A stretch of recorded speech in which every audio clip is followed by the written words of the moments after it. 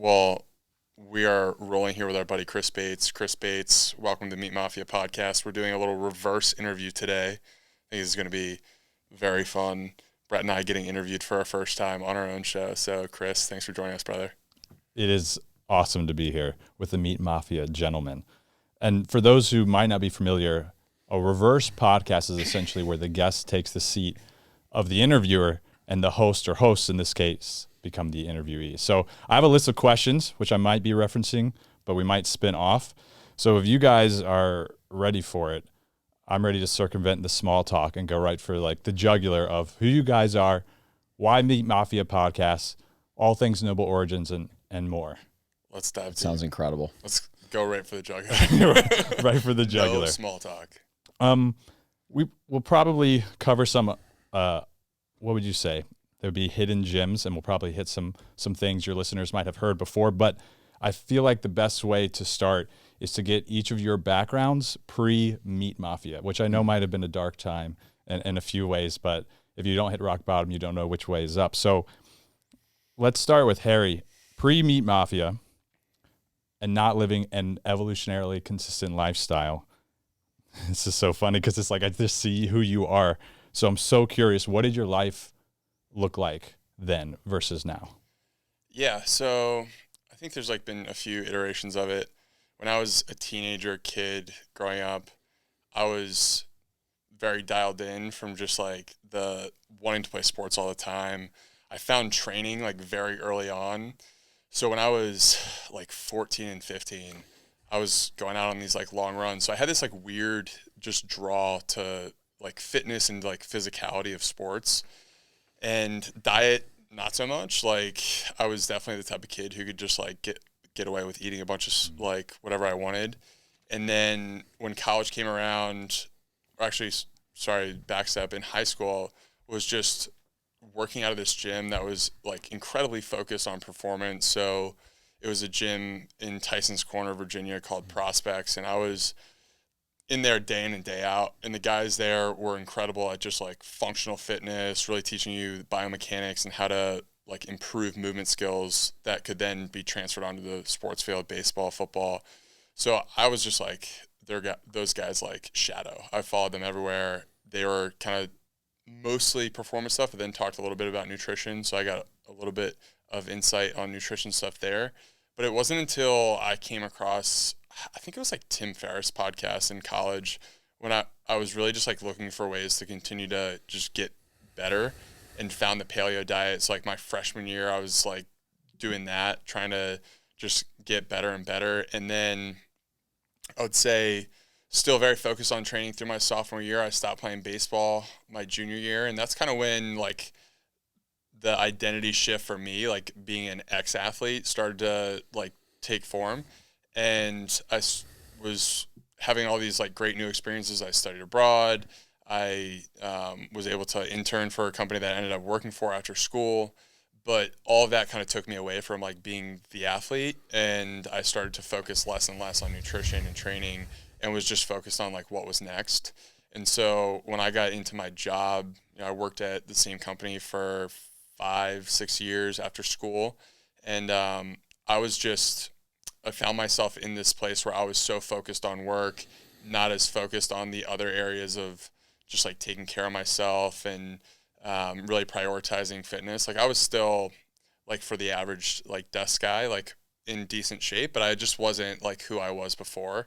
And really when COVID hit, before COVID, I was just like, man, I gotta get back to just like being an athlete again and just feeling really good. I was just like tired, like not eating right, and starting to just like feel like my energy and zest for life was just like wasn't what it used to be.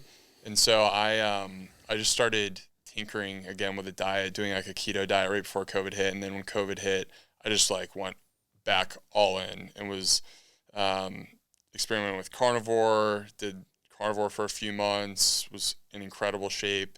And that was like the catalyst for me where I was like, all right, I gotta like, and I like stopped drinking. It was just like, this is the way I need to live. And I think like for me, I never really had like a crazy drinking phase or anything like that. But you know, there was definitely a point in my life where I was like spending way too much time just kind of like in neutral, not really pursuing anything bigger than just like, you know, showing up to work. And that really just like rubbed me the wrong way after, you know, a few months of just like being in that place where we felt stuck. And the diet and lifestyle changes that I made kind of right before COVID were what got me out of that for sure. And made me kind of reconsider what I was doing, applied for a job down here as a chief of staff, and that kind of led me down here through a windy route. But yeah, it's been amazing. I would say like my story really is centered around just kind of like taking ownership and doing it through nutrition and like lifestyle changes, and really just trying to get dialed in on that front. And I would love to just like help as many people as I can figure that out for themselves, so they can, you know, quit their job or invest more time into their family or invest more time into a business, because the health side of things is just like bedrock. It's the foundation to everything. I really like that it was kind of a pursuit of retrieving your previous athletic career, or what was left of that in normal life, you know, post-college life, that kind of led you to this breadcrumb trail. And it's interesting because a ton of people, including myself, really took health into their hands in a different way around 2020, including the alcohol thing. I mean, we could go on and on about how there's this, I don't want to say anti-alcohol movement, but there's a movement associated with health where people are starting to ask, does this serve me? And it seems to be a resounding no matter how deep they were into alcohol. So for Brett, what about you? Pre-Meat Mafia, what did life look like? Ooh, it's a good question. I was thinking about this before we sat down to interview, because I feel like we've told our story a decent amount, and I was just trying to think about some different themes of how I could bring it into this conversation. But I think pre-Meat Mafia, leading up to what we're doing now, I feel like my life has always just been kind of this question of like, what if? And so what I mean by that is, you know, similar to Harry, grew up an athlete. My dad played college baseball. Baseball was really like my sport and my passion. Grew up pretty like undersized, to be honest with you, like wasn't super talented, didn't have the best arm, wasn't the best hitter, but had a good work ethic. And I actually got cut from the middle school baseball team when I was in 8th grade. And I thought that I should have made the team, but didn't have a great tryout, didn't have a lot of confidence in myself. And I basically took that whole year being like, what if I can actually, you know, turn myself into being one of the best baseball players in my class? Because I remember when I was really young, my dad would always say, like, you're going to be better than a lot of these guys. And I couldn't really see it at the time, but I started leaning into that mindset more. So going into high school, really got into like dialed into my training and recovering and working a lot harder than the other guys. Had a really good high school career, was all state, had like 25 Division I scholarships. Ended up picking a school called Seton Hall, which was a small Division I school in New Jersey that had a really good program. Got to college, never really had been like a drinker or a partier before. I always felt like I made really good decisions, and kind of went down the wrong path, and also just had like a lot of stress and anxiety around like my confidence as a baseball player, because when you get to that level, you go from being like the big fish in a small pond to where everyone was like the best player in their high school or their state or whatever. And I really just did not step up to the plate or perform really well, to the point where I was like so stressed out, I was literally like throwing up before I would play games. And that's when I think some of my stomach issues started to trigger. So ultimately, my freshman year of college, I got cut from the team, so I transferred to Babson, which was a huge blessing in disguise. That's how Harry and I ended up, playing baseball together and becoming friends. That's like the core origins of the Meat Mafia story. And again, kind of just that like what if mentality of, hey, I have a second chance here. Maybe I can do something like really special with my time at school. Had a great experience at Babson.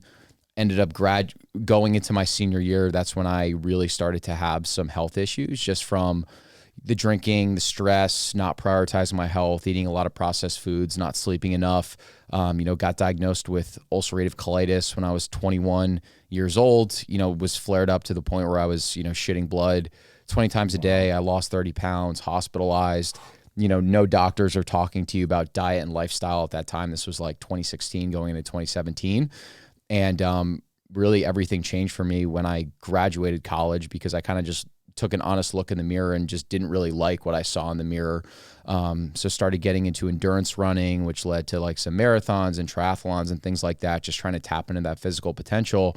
And then another what if moment was when I listened to Sean Baker on Joe Rogan's podcast. And first time I ever heard about this concept of a carnivore diet and people holistically healing themselves and getting off of all these drugs. So for me, it was, again, like, what if I could actually be one of the people that could lean into some of these dietary measures and maybe be drug-free and prove that I can cure this thing holistically. And, just went relentless with it, did the diet pretty strict for close to upwards of a year, and cleared out all my stomach symptoms, got off all the meds that I was on, got all the inflammation out of my system. And, to this day, I'm the only patient in my GI's history that's ever gotten anyone off of these drugs before, which is pretty remarkable considering all I was doing was just like eating meat and taking care of myself too. So it's like you hear these themes, and I think with both of us, this passion for what we're doing now has always been there. And so when Harry and I did this Iron Man race together, which was about 4 months before we started the podcast, it was like the what if moment of, okay, what if we could do this Iron Man? And we did it and had such an amazing experience. And when we really looked ourselves in the mirror again and said, hey, can we maybe do this? Do we have something here where we can share some information and maybe help people get healthier? And started writing threads on Twitter, which started blowing up. That gave us the confidence of like, okay, we can do this. And that really led to the podcast and to Noble and everything that we're doing now. It's so fun to hear because you guys both had humble and noble origins. and now you ran one marathon together, and now you're running the figurative marathon, which is having this spectacular podcast, having businesses, and doing all those other things that pertain to that. And I'm super curious, before starting the podcast and this kind of figurative marathon, was there ever such a daunting moment that one or both of you considered not making the leap of faith and going all in on it? So you're saying before we even started it? Yeah, before you even started Meat Mafia. So you guys got together, you're brothers in arms, you ran and crushed this marathon. And you're like, wait, maybe there's a way that we can run this metaphorical marathon, this podcasting, arduous thing, changing the world, helping spearhead a movement to help people take life into their own hands. When you were envisioning that, did it seem just really daunting, or did it seem like you guys just had some sort of orientation and belief system that you're like, oh, we can crush this, no problem? Well, really, the nature in which the Meat Mafia started, we were both anonymous accounts on Twitter. So I would say it started out much more of like a playful hobby. So there wasn't much like courage, or there weren't any decisions really to be made at the beginning. We were just kind of like teasing out this creative pursuit that we felt like we really needed to kind of like get out there. Like Brett's story, I still remember when he wrote it, and I was like, we were just like, you gotta get this out there. It's amazing. Like just post it and see what happens. So I think like the origins of the Meat Mafia really were like the first few months was us just like teasing out to see like, what do we want to be doing? And then I think, I had already quit my job at that point. So I was just like in it. I was trying to figure out what the next steps were for me. And so for me, it was basically a matter of just pure faith and like seeing that Brett and I together work incredibly well, that we both have this great overlapping interest in terms of just like putting health information out there. And between those two things, it was just like this feeling that if we just kept doing what we were doing, it would all work out. So there wasn't really a decision for me. It was more so like a day-to-day decision of like, just keep going and this is going to work out. And meanwhile, he was still working his corporate job. So, I mean, that's kind of really the decision of like, taking the leap of faith, because I was already in the deep end. Yeah, you were. I was like, you were fully in we're doing this the thing. 10-foot section of the pool. Yeah. I think for us, it was, I don't think it was ever a question of like, could we do this? Just because after doing that Ironman and spending a couple months together, we were just riding this wave of raw energy where we were confident enough that even though we didn't have a business plan or we had zero clue what it was going to lead to, it just felt so good that we were confident in that feeling. And I think that was a feeling that neither of us had ever had before, particularly working a corporate job. So I think the mistake a lot of people or partners have is like, you know, you have that like great session with one of your buddies where you're like, yeah, we're going to do this idea, and you get all this raw energy behind it, but then you let that raw energy die out, and then it just kind of fizzles into nothingness. And this was probably the one moment of my life where we had this massive momentum of raw energy, and we were like, no, we're actually going to do something, and we're going to put the steps in place. And that's where having a partner is really helpful, because prior to starting the Meat Mafia, I had my own podcast called the Arena Podcast, and I did it with one of my buddies, and he was doing a lot of the back end editing and things like that. And then he just got really busy and stopped doing it, and the podcast kind of just died on a vine. So that was always my fear. I remember thinking like, I think we have the skill set to be able to do this thing at a high level. I just don't have any of the technical abilities. But Harry was able to step up and do a lot of the behind the scenes stuff with the podcast, in addition to grading, doing great interviews, getting amazing guests. He was doing all the behind the scenes work for the podcast. So that gave me confidence when I was still in my corporate job when we started, of like, hey, the episodes are going to go out. They're really high quality. And that's how we just like built that momentum. So it's so amazing. So you guys had chemistry from the get-go, and you were, you know, helping each other with your shortcomings, capitalizing on each other's strengths, and it just translated from what you were doing and when your friendship before to the podcasting and the business elements pretty frictionlessly, is what I'm hearing. Yeah. I mean, I look back on that period where we were living together pre our Waco Iron Man as really just like where the roots were planted for everything that we're doing now. You had a bunch of friends come visit. I got along with every one of your friends. We just had an amazing time. We were grilling steaks. We were training like nonstop for this race. We did the race. There's so much positive momentum around the race. And yeah, there was just something about like what we were bringing to the table. Like at that moment in our lives, like we were both just looking for more. We were in a new city. That was the first time you had left New York. Yep. Oh, wow. So, you know, I had experiences living elsewhere before, but I was just really excited. I kind of felt like I had a fresh start moving down to Austin, and I really just wanted to make the most of it. So when we were done with the Ironman, we were like trying to just meet as many people as we possibly could. So we were a month into being here hosting run groups, and a lot of the feedback that we were getting from people was like, yo, you guys have great, like, we just love showing up to this stuff. We love the energy that you guys bring to the table. Like, whatever you guys do, like, we're there. And so we just took that feedback and we're like, man, like, you have to listen to these signals, right? Like people want to, like, they want to be around like what you guys are doing. Just like find something to do that you guys both care about, which is clearly the health stuff, and just lean into it. And I think that we've kind of held our hats on just like that feeling of really knowing that you have something special. You have a little bit of lightning in the bottle between the relationship and energy that we bring to the table. That's really empowering, I think, for people to hear, because you guys took a bromance, a powerful one at that, and you made something of it. And I think a lot of people feel hamstrung because they look at guys like you and they're like, oh, I don't have the ability to take a leap of faith. I don't have the confidence. I don't have someone who has my back. So if there is someone listening that's, man, like, I want to find my version of what you guys found, what would be the advice that you guys give them? Yeah, it's an interesting question. It's, because I used to have, you know, I've always kind of been like a friend collector and always have had a lot of friends. And I feel like in the back of my mind, I always knew I wanted to start something, but I would notice, I'd be like, hey, this friend has these great personality traits, but these things pop up. And I don't know how synergistic this would be if we ever went into business together. But I remember before we had done the race, I went up to Boston to visit Harry and a couple other buddies, and we went on a run. And we were just talking about life. Like we grew a little bit distant after college just because Harry was a year older than me and there wasn't really any reason behind it. So we went on this like 13-mile run, and that was kind of like our reconnection point. And I just remember a lot of the boxes he was talking about and checking off were like things that I personally really resonated with. And the biggest thing was he talked about like this fear of not living up to his potential, which is something that I thought about every single day. So I just felt like for me, for Harry, it was like he checked all these ideological boxes that I had. And then he was also a super competent guy who had like no ego at all as well, and was really smart and really driven. And also, like, you notice there are very few friends that continue to do the same things that you want to do after graduating, especially if you're going this different path. So like the world that the three of us are in, whether it's like ancestral eating or living, you know, there's a small handful of friends that I grew up with that can say that they follow that same path, and he was one of them. So I think for anyone, I think it's just like recognizing the friends that really replicate those similar trends to you, and also someone that could really complement you as well. Like a lot of things that I'm weak at, Harry's really good at, and I think vice versa too. But I feel like God typically like slaps you in the face a few times before you realize who the right person is, and a lot of times they might be right in front of you too.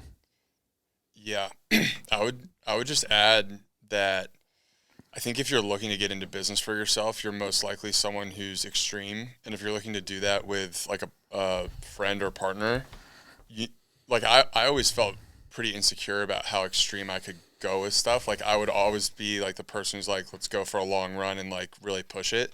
And I didn't have that many friends who would want to do that. And I think that's when I came across Brett and we like really started hanging out more. It was very clear that like he was the type of person who was going to be running shoulder to shoulder with you no matter how far you decided to run that day.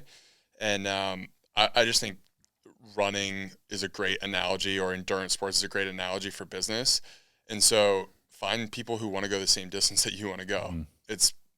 It's tough to find, and you need to do your homework to make sure that they're the type of person that is that type of person. But as soon as you like realize that they have the same grit, they have the same extreme in the modern sense view of just like going all in on something, then you can feel confident that like at least at the end of the day, like if things don't work out, you're still going to be sitting in the foxhole with a guy who you took the bet on with, you know?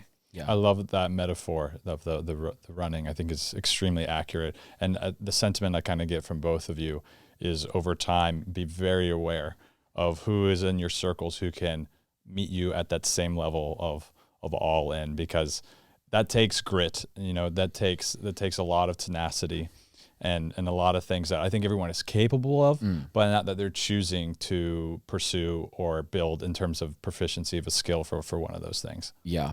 And I also think too, this probably isn't super popular advice, but I would argue that if you're not willing to work on just like a blanket handshake operating agreement with your friend because you don't trust them that much, that's probably not the right person for you. Like to this day, it's a handshake operating agreement, regardless of how smart or stupid that is. That's just the way that we're going to do it. And I just think that's really good advice because it just implies so much inherent trust that you're like, I'd give this person, you know, access to my bank accounts or like whatever we're doing. I just know it's a 50-50 split and everything. That's really fascinating because there's a lot riding on this partnership, right? It's like you guys live together, you work together, you have to balance everything that you do. And people have problems with less pressure having that much trust. So having, you know, your entire lives revolve around one another is a real testament to how trusting, but also virtuous, I think, that you both are. It's pretty neat. I know this podcast wasn't supposed to be just about the bromance, but I think it's a really kind of unique situation and one that's really admirable for people who are witnessing it from the outside.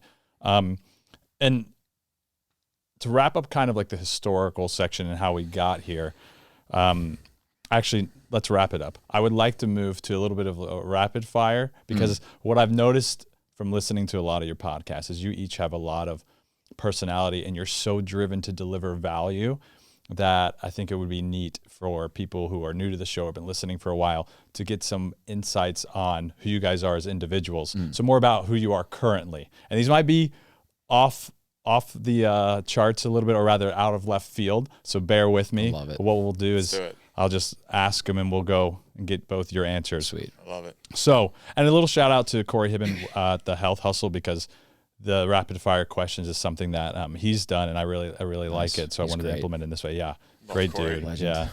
Yeah. So first one, what's the most bizarre or unexpected skill you possess that you've never had the chance to showcase publicly? Let's go, Harry. I'm gonna be putting you both on the spot. I can answer for him. Oh yeah, he's the best fly catcher you've ever seen. That's actually a fact. Like, yeah, if there's a fly in the room, it's caught for sure. Yeah. So then, what's Brett's? If he can pick yours, I don't know. I mean, you just showcase all of your skills. So there's nothing hidden. Yeah. Great. I can pretty much like autistically recite like every line of The Sopranos. Yeah. I've seen The Sopranos like 7 times. Favorite show ever. That is the definition of a hidden skill. Yeah. That's so interesting. Yeah, something along the lines of remembering every like movie. I feel like yours is somewhere in the realm of just like memorizing random shit. Yeah. Yeah. When I was in sales too, for whatever reason, like I would weirdly have like a photographic memory with all like the clients and prospects, like little details about them, you know, like the revenue size that they were doing. I don't know why I could always just recall that stuff super well. And even with like the guests that we have on the show, it's like these little details, or like that's always just come to me really naturally, and I'm not really sure what that is. But I've noticed that on some of the shows. I'm like, man, I wish I could remember all of that stuff. He remembers everything. Yeah, it's good. Back to the partnership, right? You know, it's like that's a good support system. What's the most embarrassing song on your playlist that you secretly love? Go with you first, Brett. What's the most embarrassing song? Oh, probably The Greatest Showman soundtrack. Okay. That might be embarrassing for seen people that? outside this room, but I think we're all in agreement. Well, I don't know if you like it. I love it. Yeah. I went through this phase for a month straight where it was just Greatest him. Showman. Yeah. Like we would get in the car and just play The Greatest Showman. So you carpool to wherever you guys go to. It's like his back. Attached to the hip. I love that. What about for you, Harry? Dude, I don't even know. I play the same 3 songs over and over again. That's the most embarrassing thing. I literally play the same 3 songs. What are they? He goes through the seasons where he'll play nothing but like one song Like for literally 3 or 4 months for a month straight. straight, I'll get in the car and just the same 3 songs. The first one, so Please Don't Go right now. Cole by Garrett. I think what's the guy's name? Garrett Dillon or something like that. And then Last year was Shake the Frost by Tyler Childers. Those are the 3 I Last year was Something in the Orange Something for in like the 6 Orange. months straight. I played it 15 times a day. When you're, getting miles in, do you just put the same song on replay the whole time? Okay, you don't have to answer that. I'll probably listen to it 10 times. Wow. Yeah, it's a little sick. I like what I like. Man of routine. That's what I'm hearing. Man of routine. If you could have a one-on-one dinner with a single historical figure, who would they be and what topic would you choose to discuss? We'll start with Brett because I feel like you probably have an answer locked and loaded. Harry's going to know this. I just think it would be so cool to sit down with Roosevelt, honestly. I got really into him a couple years ago, and I've always been obsessed with people that just cultivate this incredible energy that really rubs off and resonates with a lot of people. And when you read some of his biographies, that was one of the common traits that people said about him, is how his energy, like he had just the strongest energy of all time. He set like the world record for most hands shaken in like 2 hours or something like that. And was just like always doing things and living up to his potential, whether it was like different hunts or hikes, and was, president when in his early 40s, and, incredible outdoorsman and conservationalist. I think it would just be incredible to just sit down with him and see if I could maybe capture some of that secret sauce too. He was very, very interesting. And we were talking about before the podcast how you have to pick a few dogs to bet on in a fight versus all of them. Bad metaphor, but really narrowing down what your focus is. And he was so good at doing everything he wanted to do, but one at a time. Yes. So I thought that was really, really admirable. What about you, Harry? The first one that comes to mind is John Wooden. I have an admiration for really good coaches and just people who are able to bring teams together.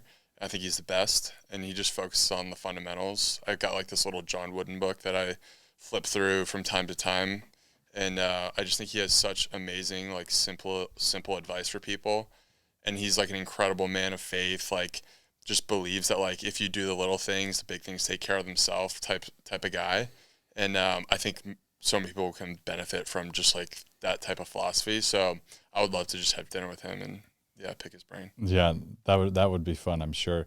Yeah. That's an interesting philosophy because the curse of modernity is definitely overstimulation. So that's a way to almost shield yourself from the negative byproducts of that. What about a new principle or mantra that you've been practicing recently for each of you? Maybe it could have been something as recent as like this week, or it could be just in the recent months, but something that is fairly new for you guys has been impactful, whether that's on the personal or the business side of things. I think recently for me, I've really been trying to get on top of my sleep, like bed before 10, because I get up early no matter what. So I just like need to get in bed before 10, and I've been terrible about that in the past. Like I'll just stay up late. Like I would be a night owl and a morning person, and it just like it's fine. Like I can totally do it, but I just feel so much better prioritizing sleep and like setting boundaries. Haven't historically been good at setting boundaries for myself, and sleep and food are such easy ways to do that. And so just getting on top of the sleep, getting to bed before 10, it's like my new thing. I love that. Yeah. It's so boring. John Wooden and sleep. I don't think it's boring at all.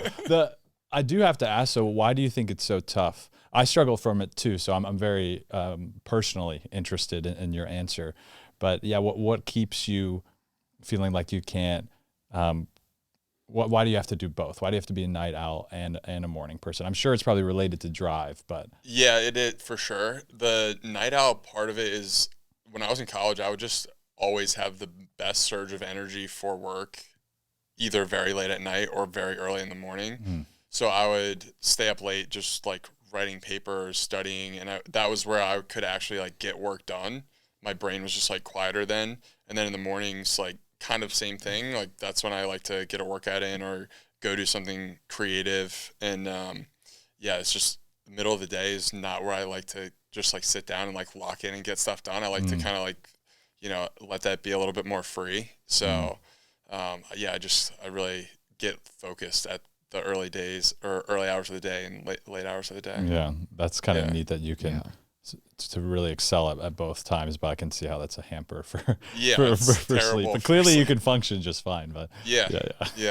It's been I feel so much better just like really getting in the state of going to bed at the same time and waking up at the same time. Like my sleep schedule has never been better, which is, it's still not even all that great, but it's, and you do have to sacrifice sleep, at times. So it's not perfect, but I think just like laying the groundwork now so that I can be like, look, if I want to get all this stuff done, I just have to get it done before this time, and then just like rest up and get ready for the next day. It's a long-term investment, and I've noticed most ambitious people struggle with that because they can rationalize losing sleep, or rather minimizing the sleep window for the sake of the long-term outcome, but it does, catch up to you. So I think that's really valuable to share for people, because I think a lot of people struggle with that. Yeah. What about you, Brett? I actually have two quick answers. One is more practical and one is more mindset related. The thing for me recently has been like, if it takes less than 2 minutes, just do it on the spot. So one of the things we've been noticing is just the nature of what we're doing now. There's just so many little pings and messages and requests and things that need to get done. And I noticed I was coming into this pattern of seeing a text message that I knew that I could handle, and I'd be like, oh, I'll do it later. And then 2 days will go by and I hadn't got it done. So I've just really been proactive at like, hey, if I can answer this text or get them what they need in 45 seconds or under 2 minutes, I'm going to just do it now. That's been a huge game changer for me. These are like productivity things that just really don't take that much time. And the second is being more mindful of my thoughts and proactively talking to myself, like empowering and encouraging and gratitude-filled things. And what I mean by that is there's almost like two talk tracks that are in our mind. And the first talk track is like kind of just like the sheer raw emotion where, you have a meeting, you don't want to go into it and you're like, fuck, I don't want to do this meeting. Or like you'll kind of just let your mind talk. So I've been trying to almost like intercept that voice and just rewire it with like really positive and encouraging things. That was something I used to be really good at. And I noticed the last year I started to get away from it a little bit more, just because we've been so focused on the business. I haven't had as much time for quote unquote personal development, or what you want to call it. So I've been reincorporating that. And that's been it's really small, but really impactful. I like that reframe a lot. I think reframes about how we have conversations with ourselves can be some of the most powerful. Yeah. What is the antithesis of your being, or what really grinds your gears, Brett? If you had to pick one thing, and don't worry, we'll get to the positive side of it too, but I just think it's really interesting. I don't want to come off as cynical, but do it. I love Austin for so many reasons, but I feel like a lot of people here, everyone is entitled to create content, but I think maybe the intentions why certain people want to create content, whether it's just like pushing affiliate codes or just trying to like replicate what other people are doing in an authentic way. I feel like that's just kind of like lazy and a cheat code in some ways. And I think I think I use social media more so out of a necessity, just to try and help make people healthier and help just grow the movement of what we're doing. But I think it's a combination of that and just like the constant necessity of like the cheat code and the hack, particularly around like health and wellness and diet and lifestyle. And I have so many friends that will opt for, the Apple Watch before they do what Harry does and just get into bed consistently, wake and rise time. Just simple things like that. Yeah. I've always just found that it's the hard, tedious, monotonous shit that really moves the needle, but that can actually be really fun too. Yeah. I think you have every right to say that because you're in it, right? You're trying to preach it, you're practicing it, and you're in the content world. So yeah, you have every right to kind of be like, you know what? This bothers me a little bit. What about you, Harry? I think for me, just generally speaking, people who speak a lot of negativity, like words are so powerful to me. And if I hear people speaking negatively, I can't, it registers so highly on my volume scale. Like I just hear it so loudly and it grinds my gears for sure. Just because most things that are negative, I think generally can be drawn back to you as a person, or there is something you can do about it. Like there's some action you can take to make it less negative, and you're also just projecting your negativity on other people, which I don't enjoy. I think a lot of people would benefit from maybe internalizing some of that negativity a little bit more. I think that's probably an unpopular opinion today, where it's like be vulnerable, talk about your emotions, but I think people need to get comfortable sitting with some of the pressure that they're feeling and actually overcoming it, and then leaving some of these conversations with you and a higher power, you and God, so that you don't have to necessarily as soon as it comes out of your mouth, then it's in your reality, right? So I think there's some internal work that you can do by really marinating in some of those negative feelings and emotions. I agree, and honestly, I needed to hear that a little bit because I think maybe this resonates with you guys. When you're really sinking your teeth into something, you're more susceptible to processing externally in a negative way, and that does have repercussions on you and those around you. But I also too think that maybe what you're getting at is people need to be radically honest with themselves, because if you can catch that, kind of like you were saying, the switch in the mentality before it comes out of your mouth, you realize actually part of this is something that I have to take ownership for. Right. And then it doesn't really come out as negative. It's more of a learning point. You know, it's more neutral or maybe even positive. Yeah. So on the more positive side of things, what motivates you the most, Harry? I think for me, it's most of my motivations center around family and just really leading a really positive life that, I think about my kids and grandkids who don't even exist yet, every week, Really? I think about it all the time, which is kind of crazy, but I just think this multi-generational way of thinking and the eternal lens on your own life is how you create a really meaningful life. And I don't mean that in a legacy, an egotistical way. I mean that in go out and pursue something noble within ambitious, something that will provide fruits for other people to benefit from, and do that for your family, for your friends, for the people who are closest to you, and your life will just be blessed. I think you'll live an incredible life if you just think less about yourself and more about the people around you.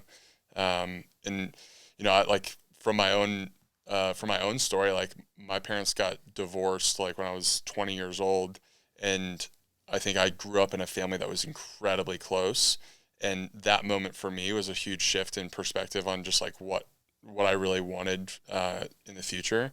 And I truly believe that the nuclear family in the U.S.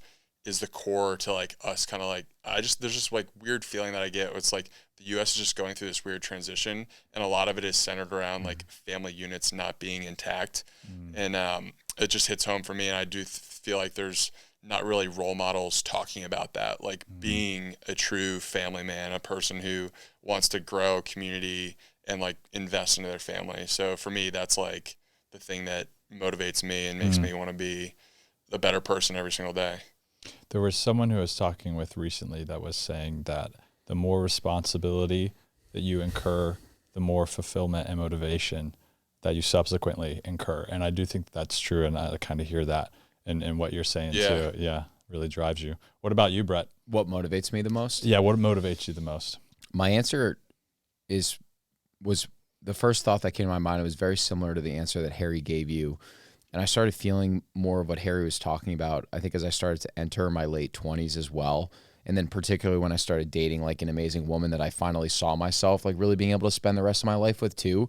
And I think in the beginning, I don't want to say it was selfish, but I more so had these feelings of, oh, we have a business. This is really cool. This is great. We can take our time. And like there always is this part of your mindset that you do have infinite time, but you also have a very short window too.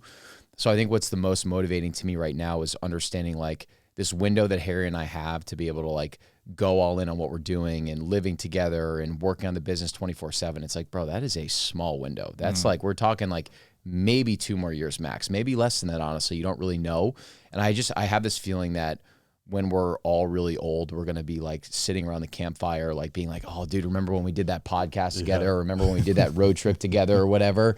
And I think that like grasping onto those memories while they're actually happening and we're creating them, I think is super important. And I also just get motivated by the fact that, you know, we're as unhealthy as we've ever been, but there's also so much good information out there. And I think that people are really starting to wake up. And so I think that for a lot of people that are creating something, you need to have that motivational focal point that's so strong that it pushes you to do the work that you do, because regardless of how much you love the work that you're doing, 90% of your tasks are going to be things that you don't ultimately want to do.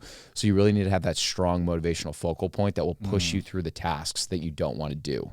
That makes sense. It's like a sense of urgency almost, Yeah. and also like a mission. Yes.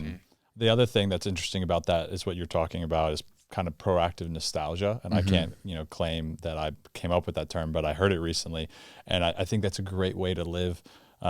Being present just makes you more capable Yes. in every way, and also more effective at whatever you're sinking your teeth into. And I mean, it goes back to maybe the wooden thing a little bit, but it's just remarkable how when you practice proactive nostalgia, you are so much more grateful for whatever's in front of you. 100%.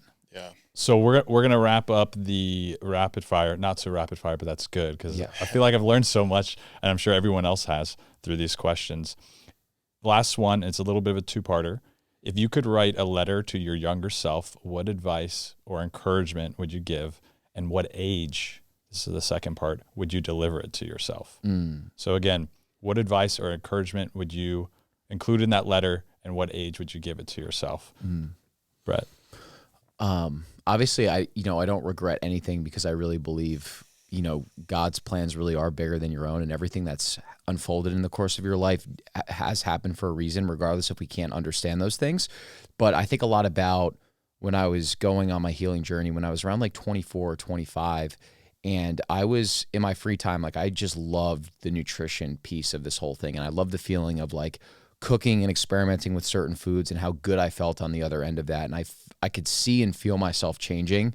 And I wanted my friends to be able to grasp onto that so strongly too, where like, if anyone would ever talk to me about something, I would just write them like a 5-page workout program or like diet plan for free, because that's how much I loved it. And typically you get these signs of like, if you're willing to just do something for free in your free time, that's probably what you should be doing. But I very vividly remember wanting to tell that story at the time when I was like really getting my gut under control. And I wrote 3 separate blog posts about my healing journey, and I put so much pressure on myself that I just scrapped it and never ended up publishing it, even though I took all this time to write it. So I would have just encouraged myself to actually like take the pressure off and just publish that thing and lean into that aspect of it. Because you think back, right? It's like, that's 5-6 years ago. Say that did land, where would we be now? So I kind of inertia. What exactly. It did to you, yeah. Exactly. Because we've had a lot of younger guys on the show, or gone on a lot. There are these amazing younger dudes and women in Austin that are like 23, 24, that are starting their own shows, and they don't ultimately know what they want to do, but they love podcasting. And I'm like, please just don't stop doing this right now, because if you keep doing this, you don't even understand and can fathom the opportunities that are going to come your way 5 years from now. It actually gave me chills, because I've noticed the same thing, especially in Austin. A lot of very wonderful, capable, driven younger people, and they're 23, 24. They're coming around to realize that they want to invest in a certain area of their life. And, it took me till 28 or 30 to realize that. What about you? Sorry? I just said totally. Yeah. And I mean, well, you guys are, that is actually inspiring too for people who are older than you. It's interesting because when you're in it, it's hard to see it, but there's, you know, people that, you know, look up to each of you, and they're maybe later on, not that, you know, biological age really, or chronological age matters more than when you get started. It's just important that you get started. But it's interesting because you can admire people who are starting out younger, because it's not that you have regrets, but you're like, man, that's the way to do it. You know? Yeah. And even for you, right? So are you 30 right now? 32. Yeah. So, I mean, you had this amazing job at Heart and Soil. You loved your coworkers. You were so good at your job, and you still were willing to take that leap of faith to start the health and wellness coaching business, regardless of you like having a girlfriend or wanting to start a family in the future. It's like, dude, if you didn't pull that plug like 2 years down the road, it might've been too late for you to even consider doing that. Like, it's always just important to grasp onto those nuggets, especially when you're going through it. That's something that Harry and I try and tell ourselves a lot, because there's amazing days. There's also really tough days too, you know, whether it's like finances or just uncertainty or decisions to make. And I think it's important to just continue to pull on those strings. That's a really excellent point. And, you know, if I, at 28, when I moved to Austin and I started working for Heart and Soil, which was, you know, the leap of faith before the leap of faith. Yes. I thought it was too late. You know, and so it really never is. And I think that's important for people to hear. Yeah. But what about you, Harry? Letter to yourself, man. What would you say, and when would you give it to yourself? Yeah, I think I would like reconnect with like I would write it to my 21-year-old self. I think it was just a huge transition period for me. I just stopped playing baseball, and I was just entering this phase of like wanting to work, but not really knowing what I wanted to work on. And I just had my sights set on an industry that was so not for me. And just a job that I remember walking into my first job and having this feeling, being like, I don't think this is it. Like, this isn't it. And then letting fear kind of keep me there, like fear of like it being a high paying job, but me like not being willing to leave it because, you know, what if I can't like figure something out afterwards? You're playing it safe, rationalizing. Yeah, some like identity stuff too, right? Like, you know, this is a great job, like it'll look good. Instead of really just like coming to terms with the fact that I knew like pretty early on that I wanted to do something entrepreneurial and creative, and never scratched that itch early on. So I would have probably written a letter to my 21-year-old self just saying, start something. Just like start something for yourself, even if it fails. Just go for it. Because I think if I had gotten the ball rolling then, it would have just accumulated over time in terms of just getting more comfortable overcoming fear, which I think is just something everyone encounters, right? But you need to build up enough personal ammunition for yourself to be like, all right, like I can do this stuff. I'm capable. I'm competent. I can do this.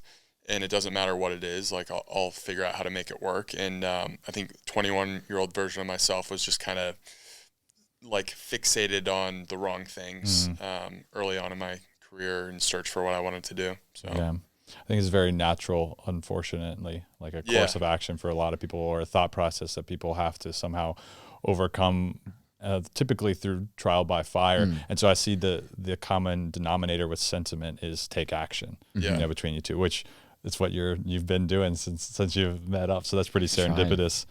We're going to focus the next section more on podcast related questions. So from a Q&A episode that I listened to recently, you mentioned that you guys didn't have traditional credentials, but you persisted in the beginning of this Meat Mafia inception because you believed in what you all had experienced firsthand. So my question about all that is, where did that mindset come from? Like, what fueled you all to take the action despite maybe feeling a little bit of imposter syndrome? And I know we talked about, you know, how life was before already, but I'm curious about like, what flipped the switch? Yeah, I think for me, it was when I was living in San Diego after we had done that stint in Austin. So some people don't know this. I was in Austin with Harry, and then my plan was to go to San Diego indefinitely because I just wanted to be near the beach and train, and I was just working this corporate sales job. And then Harry and I were having more conversations about starting this brand, and he really pushed me to tell my story. And up to that point, like I said, I had told it and scrapped it 3 separate times. And I just remember I was in the business center of my apartment building, and just finally there was like a switch that came on of like, I have to write this right now. Like, this life that you've really have wanted for a long time. It's only going to come from the other end of you putting pen to paper metaphorically and telling this thing. And I just remember like just drawing a line in the sand and just saying like, you're not going to leave this seat until this thing is published, or at least a draft is sent over to him. And I remember it took me 2 hours. I wrote it. I thought it was way too long. I didn't think it was good enough, but we were talking about also publishing it on Twitter. And I had been on Twitter. I had a personal account for like 2 years, and I saw a lot of threads that were blowing up. And I said, I think I could write a really good thread. So I took the bones of the thread, the skeleton of it, turned it into a thread, scheduled out for 5 a.m. on a Friday morning, and then just kind of like let it sift into the internet. And a couple like big health and wellness influencers saw it. They retweeted it. You know, I think we gained like a couple hundred followers from that. And that was pretty much the jet fuel for everything that we're doing now. But I think it was just kind of really drawing that line in the sand was really helpful for me. And that's really what helped me come over that imposter syndrome, because up until then I remember being very worried about the things that I would post and the judgment that I would get from friends. And I also remember saying to myself, if you keep worrying about this judgment, you're never going to build anything that matters, because you're never going to publish anything. Yeah. It's interesting because imposter syndrome, I believe by definition, is where your competence outweighs your confidence. And so once the lag between the two shrinks down a little bit, then it's like the whole world opens up. So that's interesting that was the click or the switch for you. Yeah. To this day, the best clip I've ever seen is, I don't even know who the guy was. I don't remember who sent it to me. It could have been Harry, but the guy in this clip basically said, for new creators, take the pressure off yourself and don't view yourself as the expert. View yourself simply as the enthusiast that's facilitating the topic that you're really passionate about too. So that's a mistake I think a lot of people make, is they try and replicate like a Paul Saladino talking to the science of an animal-based diet, or trying to dissect an ingredient label. It's like, you're not an MD. So if you try and be Paul, you're not going to be Paul, because that's Paul's magic, but you probably have your own magic. And if you just show your passion and facilitate really good conversation with experts, which is what we did, people will kind of naturally lean on you as like an authority figure, even though you don't view yourself as that. So I think that's like a really helpful mindset for a lot of people to start creating content, is like, you don't have all your shit figured out and you're not supposed to. And that's actually what's so beautiful about it too. Yeah, that's a gem for sure, because it doesn't matter if it's related to starting your own podcast show, being better in your relationships or your business, or starting a business, or taking any kind of leap of faith. People are going to have that in terms of a hurdle. And so if they reframe it in that way, then you can really push through pretty much anything. And I love too that you use the example of Paul Saladino, because it reminds me of scarcity mindset. That holds a lot of people back from flipping the switch or making that click before they launch into something that they really enjoy and that can be their mission and that they're all in on, like we've talked about, was so important before, because they're trying to not impersonate, but emulate the success of someone else. It also goes back to what you were talking about on the social media side of things and some other things along those lines. There is an infinite number of people that need to be helped, an infinite number of niches, and there is an infinite number of ways that you can do it. So why would you be somebody else? Yes. As opposed to yourself. And credentials, as you kind of mentioned in a roundabout way, it's not that they're obsolete, but that doesn't resonate with people all the time. And they need people to translate from the experts, or they need people that are just easier to relate to in general. Yes. And I think though you guys do have an enormous amount of knowledge, you're a great mouthpiece for the layperson on these kinds of things. I love that. What an awesome spinoff. Harry, back to the original question. Was that the same moment for you in terms of like a switch or a click? I know you said you kind of went all in earlier and we talked about it a little bit, but I don't know if you would want to illuminate that a little more. Yeah, I feel like, I don't know, I was kind of just like in a state of like pure excitement with what we were doing, that I don't know if I ever really encountered like true imposter syndrome. Like I was just having fun. We had these anonymous accounts. It felt like there was less pressure to be anything other than like who we truly, like I think early on we were very much ourselves when we were writing online, and we still are. And I don't know, like when you're just not trying to be someone that's not you, you don't run into imposter syndrome. So I think that's something we've done pretty well, is just be ourselves, try not to act like we know more than we do, and just be genuinely curious. And that will help you fend off some of that imposter syndrome. because if you can keep an open mind and always be questioning things that, you know, maybe you don't know the most about a certain topic. Like I try to just speak to things that I've experienced personally and, you know, identify things that I think are, you know, important, but, you know, as far as being an expert or being something that's like, you know, MD qualified, having certain credentials, like I just don't pretend to be that. So I think both of us have tried to just steer clear of that from the beginning. Yeah, and I would argue that that kind of authenticity probably bolsters your, you know, success and rate of growth and that kind of thing. Because like you said, it's if you're weaving a web of, even if it's unintentional misconception, that takes a lot of effort. Yeah. And if you're just being unabashedly yourselves, authenticity does seem to be in short supply. Yeah. Especially when it comes to people who have a belief system or pushing a product or have a business or on socials. And so it's almost like the only surefire way to preserve your sanity and also, you know, capture people's attention because, and I've said this before, I believe that even the most unintelligible people have decent bullshit meters. And if that barometer can detect that you're not who you are or that you have an ulterior motive, it's like you've lost them for forever. So there's really only one way to play the game, right? And I think you guys are doing that. Appreciate that. So a moment that I've heard you guys talk about a few times, which I think is super cool, was it June of 2022 or 23? I think it was 22, where you did like 35 podcasts in a month.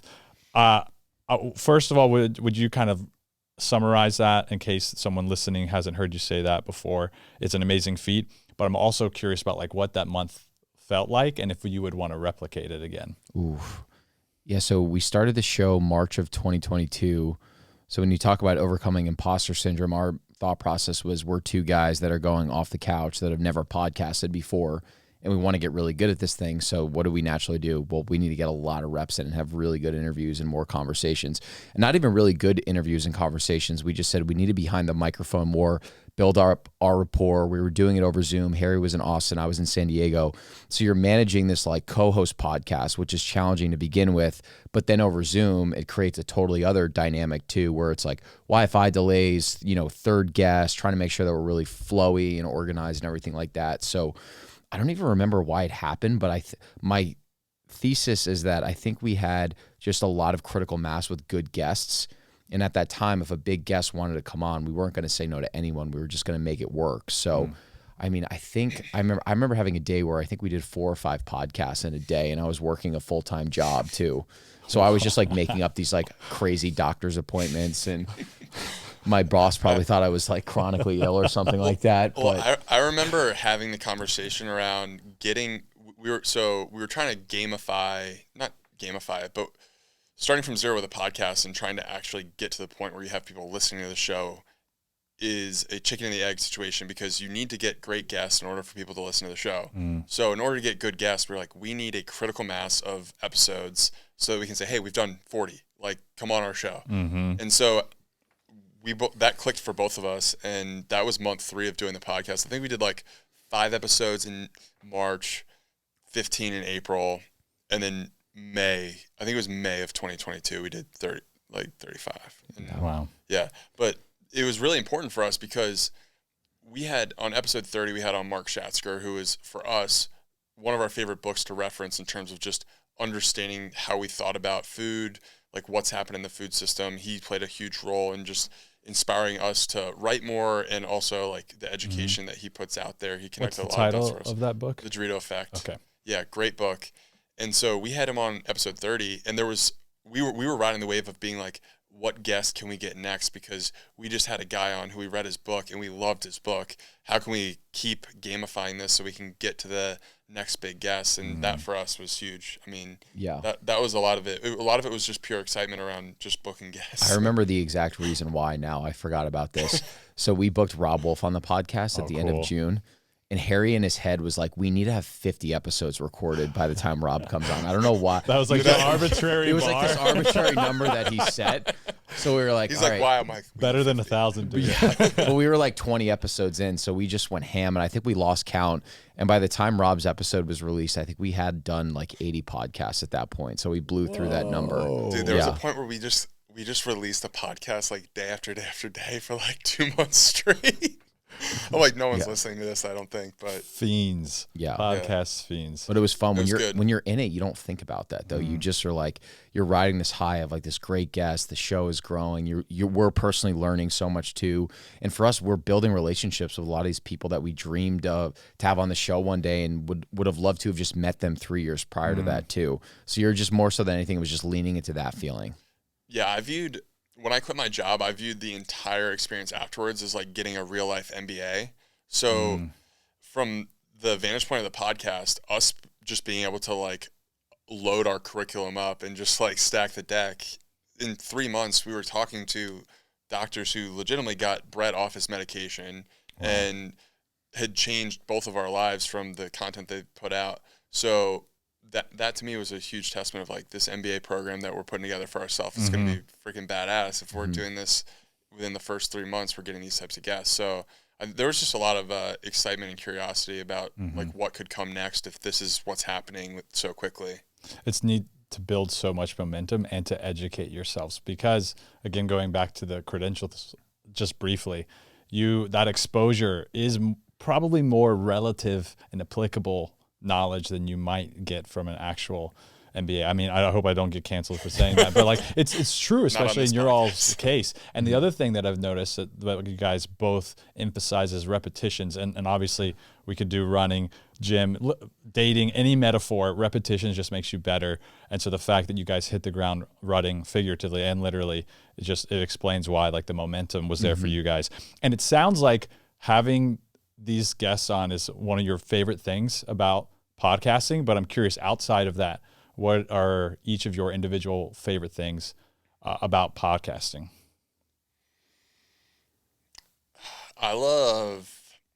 So outside of actually having the conversation, you're saying, I really enjoy the process of finding the nuggets of like the clips and the stuff to share with people that I think is valuable. I've kind of gotten away from it a little bit, but I just, not everyone listens to the long form podcast, but there's like an art to like finding the right clips and making them really engaging. I haven't been super consistent with making that like a part of, just because we have a bunch of stuff going on, but I think just like the distribution of the podcast, getting it out there is exciting. I don't know if I expected that as an answer. That's really neat. So it's almost like spreading, like finding the really valuable pieces and offering that to people. Yeah. That's pretty neat. What about you, Brett? I think the dopamine hit of finding a big guest is just the best feeling ever. That's the sales experience in you, isn't it? Yeah, just like, I just always remember thinking like, oh, I want to eventually build a relationship with this person. I know this person that maybe could help connect me with this person, and then I can get to know them. Not in like a Machiavellian way, more in a way of like, I want to know them. I want to learn their story. And just the feeling early on of just like booking a big guest or a dream guest. And a lot of them happened way sooner than we thought, was just the coolest feeling. And like just feeling that whole thing come together. And then you have this other part of your brain where you're like, how can we give them just an amazing interview that really showcases who we are as humans and maybe helps the guests walk away with like a new realization or a thought or a moment that they had never they'd never pondered before. I remember when we had Tucker Max on for his second episode, he was saying that he feels resistance towards the thing that he's supposed to be doing. Yeah. And so Harry and I were like, well, what do you think you're supposed to be doing? And he actually said it was like he feels like he should write another book, but he's worried that it's not going to live up to the hype and the expectations of the first 3 or 4 books that were New York Times bestsellers. Those books were in like the frat tire genre. Now he's gone through this full transformation and rebrand. And I think he likened the analogy to Tommy John. I think that was like to Tommy John surgery, how a lot of people, when they come back from Tommy John surgery, they're never the same. And then what Harry and I said was, well, in modern times, a lot of guys get Tommy John and they actually come back throwing harder and they're better pitchers after the surgery. And he was like, you could see him being like, I never thought about that before. And you could tell that from that one nugget, he was doing the second episode because he liked us and thought it would be a good episode. But I don't think he actually expected that he would get a new realization or insight about himself from the episode. So getting guests to have those aha moments, that's always like the secret. Like how do you facilitate that in a conversation? That's really neat, because it's this idea that it doesn't have to be transactional, but there's mutual benefit, right? It's processing externally for you guys and the guests, and the listeners get to be the fly on the wall, so they get to do the same thing. Definitely. The rising tide is such a powerful thing. I would add to my answer, I love finding like the underrated guests that end up like people are like, who's this name? And then the guest comes on the show and they're just amazing. That to me is very fun. Just finding people who I just enjoy talking to, or I've learned a lot from. I just think they're interesting people. And yeah, like finding those underrated guests is sweet. Like early on, I think we crushed it on the underrated guests. Yeah. And that's Definitely. a gift to give people, because now that you all have an established platform, and as it continues to grow, it puts you in the position where you can almost, charitably offer people who might have been where you were the same opportunity to cross-pollinate and offer value to all the listeners and everything like that. Yeah. It's very admirable. So moving on to the bromance, I'm so curious about this. How do you all maintain such a solid like co-host relationship, house dynamic, business balance, just your guys around each other all the time, and it's magical and you make it work? And I don't mean to project, but even some of my best friends, if I've lived with them or worked with them or both, it's like, you kind of need some time apart. So I don't know if there's strategy or tactics, or it's just effortless, but I would love to know more about like how you guys really like take life by the haunches together. We've never gotten into a fight, which is really interesting. That's what all couples say. Yeah. We actually haven't though. We actually haven't. Really? Maybe there'll be a big blow up eventually, but I don't think so. I think that because our personalities click really well, it's like we've been able to do so many things together, and I think a way that would drive other people crazy. Like there are certain friends that I have where I'll see them for 2 hours and I'm like, I'll see you in like 6 months. That's all I can love them, but that's all I can take. And I think, we just have a lot of this shared interest, which helps. But I think recently we both have dived into our own routines and are owning our own routine really more. So I think in like the beginning, Harry's like a big, like 4:30 a.m. be in the gym by 5 every single day. And it's like, I like to get up early, but I don't want to be up at 4:30. Like I like to go to the gym at like 6:30. So it's like, he does his thing. I do my thing, going to the office afterwards. I think just like basic things like that are super helpful too. And I think, it's like shared responsibility, right? So, if you're leaving your shit dirty around the house, that's making the experience not great for him too. So kind of having that ownership mentality. And then also like, I think we're also, we can both be people pleasers too. Sometimes we're like, maybe we don't necessarily say what's actually on our mind. So like if I do something that's not right, it's like, I think we're getting to that point where he's speaking up at me and being like, hey, can you do this for me? Can you not put this thing off? And vice versa. And that's probably been a little bit harder to cultivate, but that I think there's a lot of magic in there too. And it's like, I'm not saying this for you to take it personally, or I'm not saying it any way other than like, I'm your friend. I'm trying to keep you accountable. And me telling you this is like my way to want to help you get better too. Sugarcoating things does not help. And Yeah, so the fact that you can challenge your own level of agreeableness in an effort to be like a good communicator proactively makes a lot of sense. Would you say the same? You want to add to that? Yeah, I would add, I think like we've done a pretty good job of like quiet, like we don't like get under each other's skin, which I think is just like the core of like a good friendship, relationship, business relationship, whatever, and I think we know where those boundaries are for each other. Like he knows what irritates me, I know what irritates him, and we just are very respectful of each other in that sense. Like we just don't wake up and try to piss each other off. Whereas like I've seen him get pissed at people, and I'm like, I'm just not going to be that guy. You're like, I know what button not to push. Yeah, I'm not going to hit that button. Yeah, and same for me. So, and I think too, at the end of the day, when you're in business with somebody and you have so much respect for somebody else, all you want to do is see like what's best for them and like what's best for what we're doing. And so I think we hold each other to a high standard. When things, are like dirty around the house, we kind of just like take initiative. Like there will be times when stuff's left out and he's just like cleans it up. And there's times when like we just kind of like take care of like what needs to get done in a very like effortless way and not like a transactional way. I think that's just like unique to our relationship and the people that we're trying to be. It's just like be generous, be givers, and try to like push each other forward instead of just like, getting each other's way.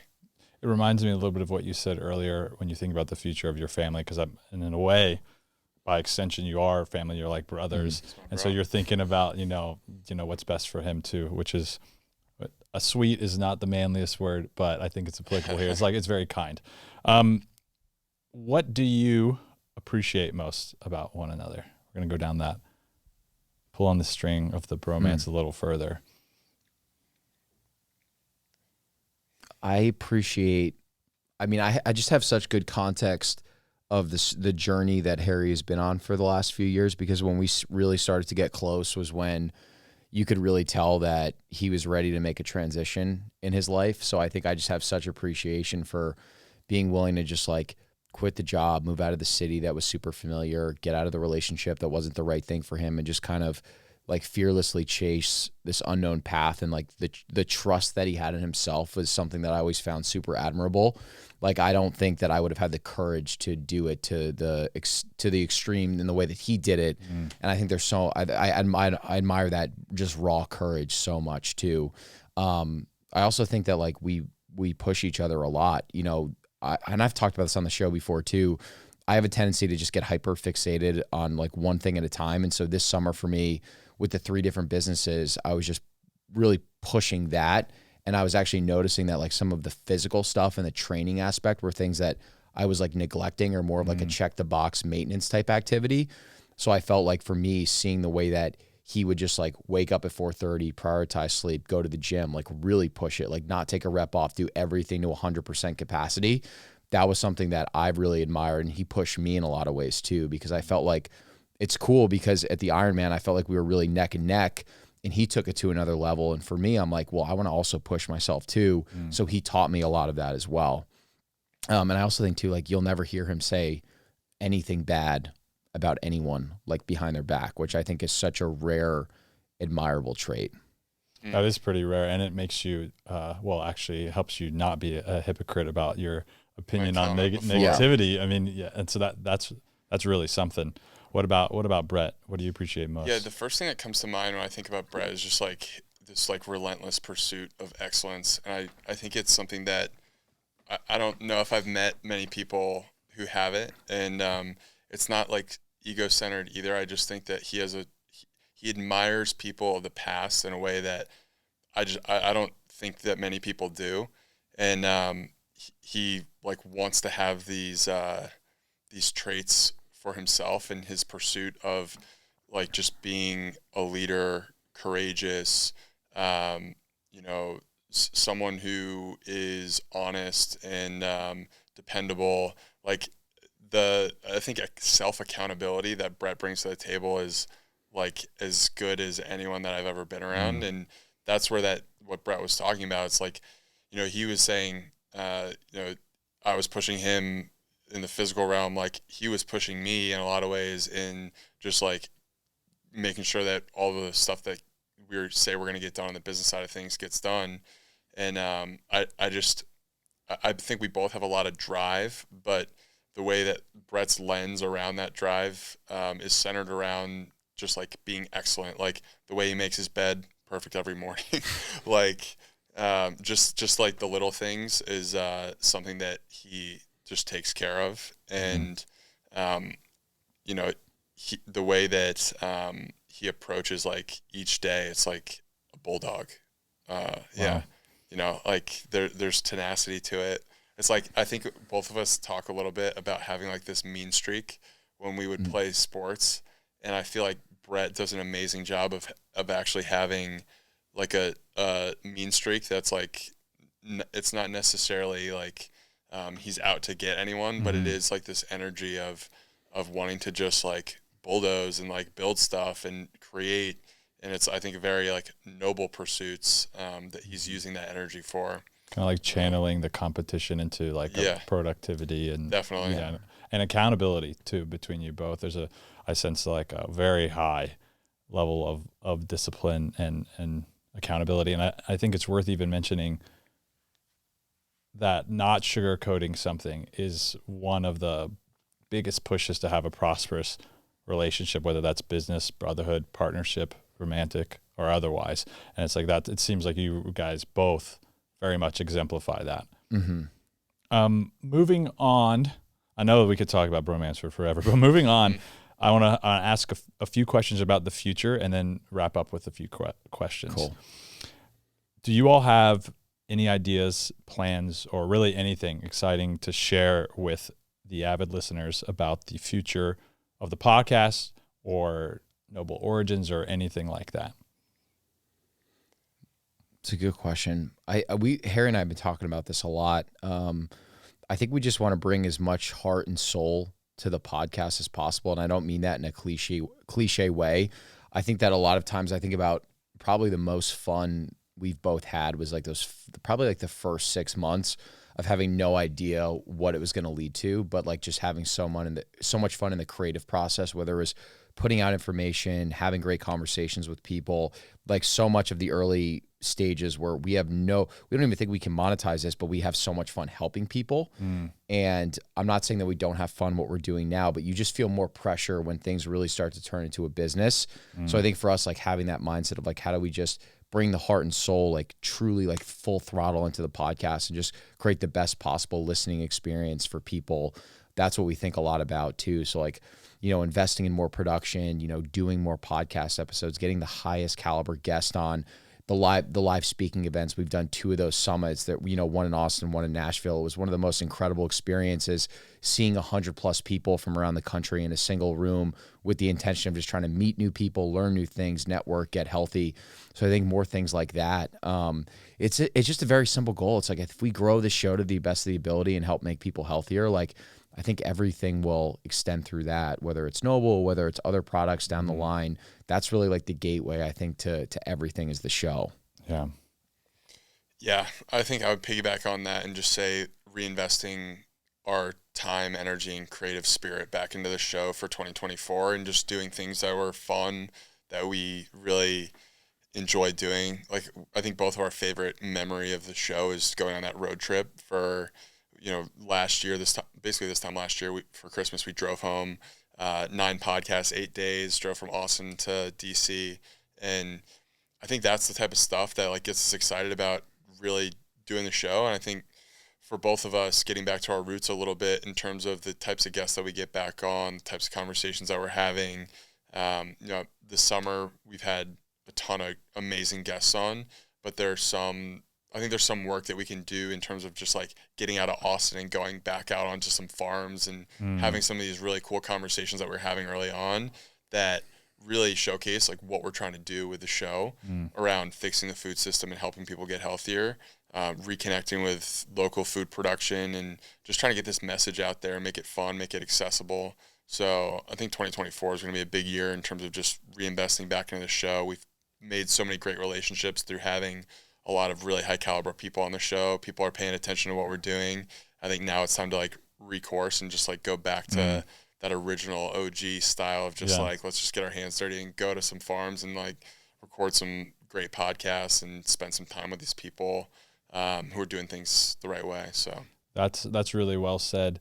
And it makes total sense because I think a natural progression from running a business or entrepreneurship or growing anything is in the beginning, you're like, oh, this is fun and I don't have to overthink the growth, the numbers, the strategy, the tactics. And then eventually you get bogged down by that stuff. So to have a little bit of a revival for like the experimentation, the playfulness, I think that's spot on. It's not that you guys have lost that completely. Yeah. It's just to kind of have a resurgence of that, I think was going to be really cool. I'm sure I'm one of many who's super excited to see that come to fruition in 2024. Yeah, it'll be fun. And I think too, like showcasing building in public more is something that we think a lot about. So we've been exploring potentially bringing on a videographer full-time, either for Mafia and Noble, for both potentially, because I just remember where I was, we say that 25-year-old age when I would have written myself a letter. I'm like, I wish I just saw more honest examples of new founders, like in the weeds, grinding, raising capital, talking about their mindset, the things that they were experiencing and sharing those with the audience. I think just being very honest and upfront and capturing a lot of that content, I think that could be really valuable for a lot of people too. So not just getting the highlight reel, but like the nitty gritty, the dirty side of it, the pros and the cons. Yeah. I like that. Yeah. Like showing realistic numbers of like, hey, these are the downloads we did this month. This is like the actual revenue that we brought in. This is what you can expect. Like, I think there's just a almost like this iron curtain up on a lot of that stuff. And I think people just misassume that, hey, this person has like 75,000 followers, they should be making a killing, but like giving people more of like the behind the scenes perspective of what's actually going on. And, you know, how do you monetize? How do you build something out? I think that could be pretty valuable for people. Yeah, you guys have a lot of dimensions to share, and that is one that I think a lot of people would find extremely fascinating. This is kind of a interesting question in terms of being open-ended. Is there a leap of faith in any form in each of your futures?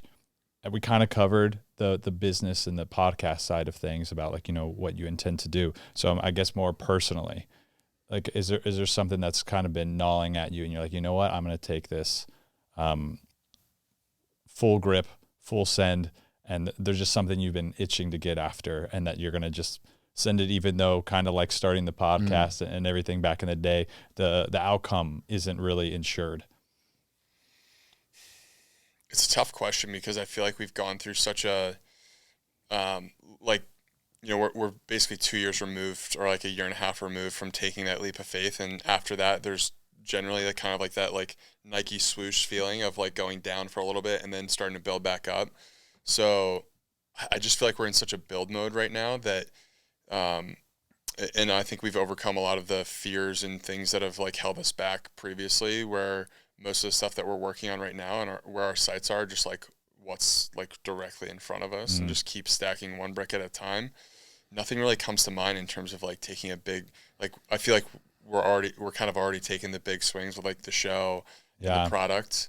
I think what Brett said maybe is the one is like building in public a bit more and being more vulnerable with just showing certain sides of what we're trying to do and like letting people kind of experience it while we're experiencing it as well.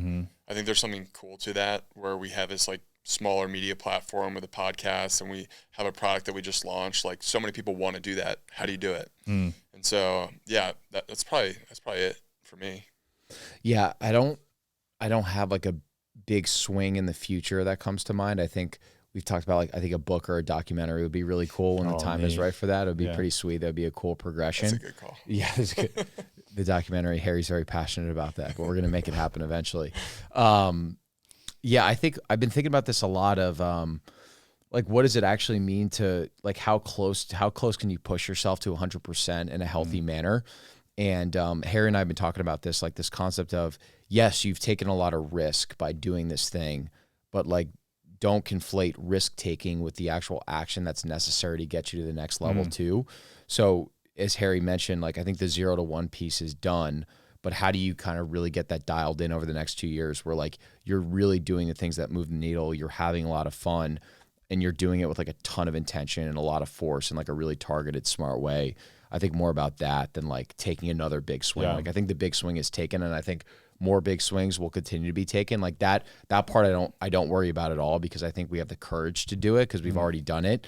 It's more so like, how do we just dial in and just work really smart? That makes a lot of sense. And it's a very important distinction that you guys both brought up because we can glamorize, just like I did by asking you these questions about taking leaps of faith, but it's, you have to follow through. You can't stop midair in a leap. And so it's essentially what you're saying is you've taken a leap and you're still trying to make it to the other side. And again, we mentioned words like grit and tenacity, but I think that kind of endurance as well as vigilance is super important for these kinds of endeavors. So it's neat that like you guys know that. Yes. Exactly what you want to be investing in.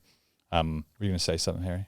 No, I was just thinking about just what you were saying about like dialing in on the details, and it's just very true. I mean, you know, we took the leap, and they always say like take the leap and build the parachute or like build the planes. Yeah. And we're still building the parachute. You know, like it's not securely on yet. So I think for both of us, it's just how do we continue to press into that. Yeah, but what a hell of a free fall in the meantime. Great free fall. Yeah.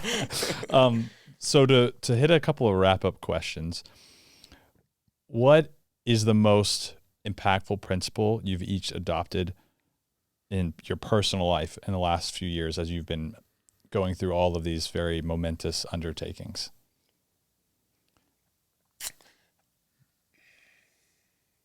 I think just trying to be more still like I'm more grounded. I'm a very grounded person, but I think it's so easy to let a lot of other people's interests or things that other people want you to be doing, or just like opportunities, really distract you.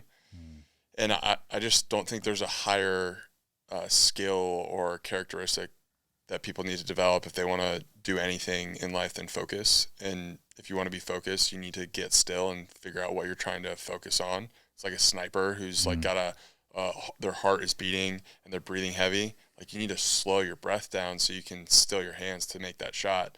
So I've always been good at it, but I just think that the trajectory of what we're doing, there's just more and more stuff going on, and just trying to like really maintain a high integrity around just like being still, being focused, cut out the stuff that doesn't really add value, and just, you know, keep laser focused on what matters. I love that. That would be that for me. What about you, Brett? Say the question one more time, Chris. I guess it was a little convoluted. No. What is the most impactful principle that you've adopted in your personal life over the last few years? And it might have been... I just answered the wrong question. No. I don't think I worded it well. No, you did. No, you worded it great. The idea is just, this has been a lot for both of you. And so Yeah. I'm curious, what on the personal side of things, maybe not like the business or like the front side of things, have you really adopted that's been really pivotal in supplying all the things that we've talked about today, whether that's like endurance or fighting imposter syndrome, whatever. But again, to revisit it, the most impactful principle on the personal side of things as a result, or in, what would you say, as a result, or in order to support this kind of progression that you guys has been undergoing? Yeah, that's simple. The show wouldn't have existed if we didn't transform who we were as young men, and that wouldn't have happened if we didn't take autonomy over the food that we chose to put into our system. And it sounds cliche, but it's like the discipline of taking autonomy of the food you put in your body is like the easiest way to really change your DNA and who you are as a person. It's something we've been talking a lot more on the show. I've been using this analogy a lot with this telemedicine company, Blokes, that we work with. And their founder, Josh, one of the things that he says is like he works with so many different men, analyzing their blood work, helping them with dietary changes, maybe giving them some vitamins and supplements that could help them. And the most positive feedback that he gets isn't from the men, it's from the wives of his male clients that he works with, because they're the ones that are directly on the receiving end of the changes that all of their husbands or boyfriends are actually making. They see this firsthand as a partner. So we look at things like testosterone or hormones or even the weight on the scale is this very arbitrary metric of, oh, I want to achieve this thing because maybe it's an indication that I'm healthier, where we view those things as like, well, if you get your testosterone raised by 300 points, it might fundamentally change who you are as a human being. So I just, and that's why we talk about this so much on the show, because everything we're doing wouldn't have existed from us like not getting our health under control. And so I just think about all these people that are lost right now, or they're curious about it. And I'm like, dude, imagine where you could be in 6 months from now if you really took control and got that stuff dialed in. Not for the sake of vanity metrics, but from the lens of like, you really could improve your life. So that's a big thing. And then I think the second thing for both of us is just, we've had this really strong like reemergence in our faith as Christians too. And we have an amazing church that we go to. And how we really came to that path was a lot of the people that we most admired on the show were either faith-based or directly Christian. And so we said, oh, there's really something to that. Let's start, experimenting. We were both at this path where we were curious, and we got rebaptized this year, great community at church. And once you have like really feel God's strength next to you, you feel pretty much unstoppable at that point. It's a pretty special feeling. It's almost like autonomy for what you put in your body, both literally and figuratively. Definitely. And, circling back to what you said, Harry, not to glaze over how impactful that is, it's just so perfect. We're going to wrap a bow on it and leave it. Yeah. But what you were saying, I think, is a great answer to the question, and actually leads me into another one, is you all juggle so much, right? Your faith, your community, you are keeping track of metrics for all your business endeavors, you're growing on a personal development side of things, you're running races, you actually practice what you preach, which is unfortunately rare. Nowadays, I feel like you're continuously learning. I mean, the list goes on and on. I have like 7 paragraphs, but I'm going to stop there. The point is, as you pursue all these things, and especially prosperous connections, friendships, and relationships, how do you, and again, goes back to what you said, Harry, how do you have the mental filters or the structures in place to be able to prioritize and tackle all of those things. Because anybody who's on the outside looking in is like, whoa, especially what we've recapped and talked about for this whole podcast is like that. It's so impressive. It seems like so much, but you all don't seem in the slightest overwhelmed. So there's got to be some ways that you triage all of these things. And I'm curious if you could give people like an inside look on how you balance and prioritize everything. I'm just going to piggyback on what Brett was saying before, but I think a lot of it comes back to like really taking care of ourselves. Like that's step one in terms of like being able to take on and have more capacity to do big things. So I think both of us we're dialed in on the nutrition front. We know what we need to do. We have like our non-negotiables that we just need to, it's a sense of almost needing to get it done. It's just like, we wake up and just do it. But like, get a quick workout in the morning, sauna, cold plunge, like take care of your body like you're an athlete. And I think that's been able to lend us a little bit more time in the day where we have a little bit more energy later into the afternoon. But I think too, for us, the faith component of everything that we're talking about allows us to, like, we don't go out really like on the weekends. Like we're not out at bars on Friday and Saturday. We're working, or we're thinking about like bringing people together and having people over for steaks and like spending time with people that we actually care about. The compounding effect of that is really powerful because you build deeper, meaningful relationships that aren't predicated on you guys getting drunk together. And we've built some incredible relationships in Austin that are people who go to our church or people who are involved with businesses that we're doing. And I think that like just kind of avoiding that whole like toxic in the way that like it can just get out of hand pretty quickly if you're the type of person going out to the bars, 1 or 2 times a week.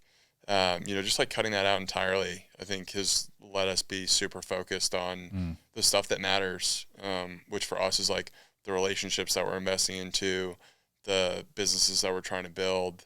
But I think we would be lying to say too that like if, there's definitely things that we are sacrificing right now as well. Like, I'm sure like my family back home would love to hear from me more, see me more. So, it's not all roses, there's definitely sacrifices being made. And I think both of us just think it's worth it in the end, and it's just a short period of time.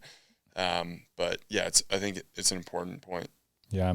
And cutting out what doesn't serve you and who doesn't serve you definitely allows you to redistribute some time and attention, which obviously are some of the most scarce and finite resources. And so it seems like you guys are doing a good job of that. But I think that's really important to paint the picture that it's not like, we just went all in and it's like, we're just, rainbows and butterflies. Like there's real adversity and there are real sacrifices. So what about for you, Brett? Yeah. And I think too, like, even if someone doesn't seem stressed in their public persona, there's definitely stress and worry, because I think about this stuff every single day. And it's similar to Harry. I've just accepted the fact that if you're spinning a lot of plates at once, there's only a few of those plates that you're going to be exceptional at too. So I've pretty much identified, right? Mafia is, I'm focusing on Mafia. I'm focusing on being like the best son that I could be. So I'm going to give a lot of time to my parents, the best boyfriend I could be. So I'm going to give a lot of time to my girlfriend. She lives in New Jersey. I'm willing to go back and forth on trips, even if they're expensive, even if there's things that I could be doing there. That's just a plate that's really important to me right now. And then breaking it down even a level further with Mafia type stuff or Noble type stuff. What are the tasks that I need to do every day that are in my zone of genius that will actually help move the needle? So maybe for me, it's like booking new podcast guests, finding new contacts for Noble, like writing Twitter threads. Like, what are the things that are really going to move the needle, and then cut out the other stuff. And so I've basically accepted, I've always prided myself on being a really, really good friend. So and I used to call my friends all the time, like especially back home. I literally just don't have time to do that right now. Yeah. And I'll text them and tell them that. I'll be like, look, I know I haven't been the best friend, or I haven't called you in a long time. It's not because I don't love you. I really do. I'm just really struggling to find time right now. And this is just a season of life that I'm in. So I think you really do have to accept that. Michael Jordan's trainer, Tim Grover, he wrote that book, Relentless, and he does a really good job of just point blank saying, if you want to be the best NBA player, you're probably not going to be the best dad in the world. There's some compromise, and you have to just figure out what percentage of that compromise are you actually comfortable with too. It's it brings to mind this thing because I think I struggle with it. Everybody struggles with it. And when you're in pursuit of something that is so mission oriented, the need for sacrifice and balancing becomes even greater than everyday pursuits. And having these conversations with yourselves, it's like you already knew what, how you have a method, even if it's hard to unravel, of how you decipher what's worth investing into it and what's not. And the piece about friends is interesting to me because whether or not you go out and pursue your dreams, or you live a relatively similar life to when you were younger in a similar place, there's never enough time for everyone. And I think the people who are especially in pursuit of something that's honorable, your friends should understand that. And if they don't, they're kind of self-filtrating themselves out of your spheres and out of your zones of influence and attention. And so I'm sure you guys have tons of people who might love to hear from you, but at the same time, they know that you're doing something worthwhile. For sure. So a couple more questions and then we'll wrap up. I know you guys, I love this so much. On so many episodes, you're dropping some really awesome book recommendations. So this can be a very tough question, but since you have such a plethora, if you could narrow it down to one that might be your favorite or most impactful or anything along those lines, which one would you pick and why? Nutrition focused or great clarification question. Any book, just something that is like your favorite book that you would just be like, I wish everyone could read this because I think everyone would get something super powerful out of it. Yeah. I think The Obstacle is the Way by Ryan Holiday was one that I read it at a particular time in my life, 2021. I think I might have sent it to you. You did. You sent it. You sent me a physical copy of 2 of his books. Yeah. Yeah. But it was just the type of book that I needed to hear. I was just going through this neutral. I was just in neutral in life. It felt like just stuck, and just read it, and it has all these great stories of historical moments of people just choosing to pursue the obstacle and just do the hard thing. And yeah, it just hit me at the right time in life, and I think there's a lot of valuable nuggets in that book. I haven't revisited it in a while, but it's great.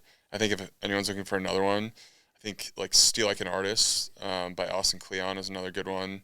Just people who are looking to do anything creatively, they think that they need to be the original guy, but all artists are just stealing inspiration from other people. And I think that was another one too. As we started building what we're building, it's the originality is you pulling different pieces from other people. So those are my 2. I love those. Those are 2 amazing books. I can give you 2. So nutrition for me was The Paleo Solution by Rob Wolf. He does this really good job where part 1, he basically breaks down what healthy foods actually are. How does the body react to these foods?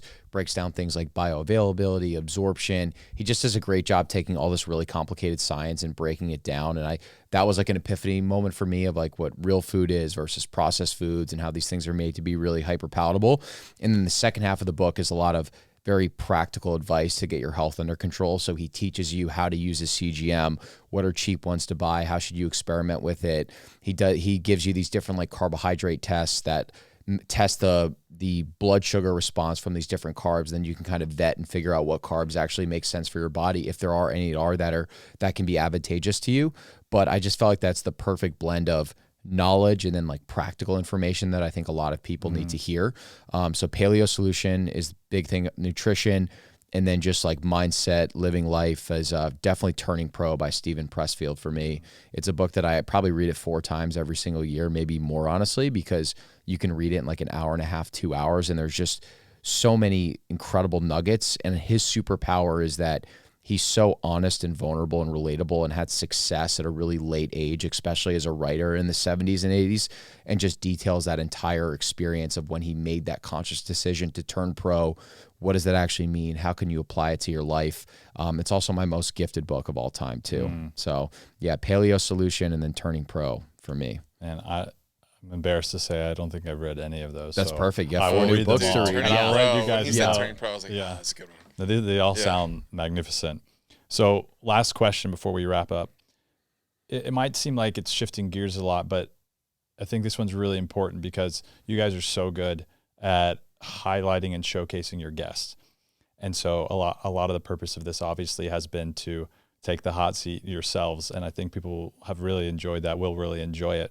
And so to cap it all off, how do you each want to be remembered? And that doesn't mean, specifically for the podcast and Noble, although I'm sure there's tons of overlap there because you're very mission driven dudes, but just throughout like all the efforts of your life, how do you want to be remembered?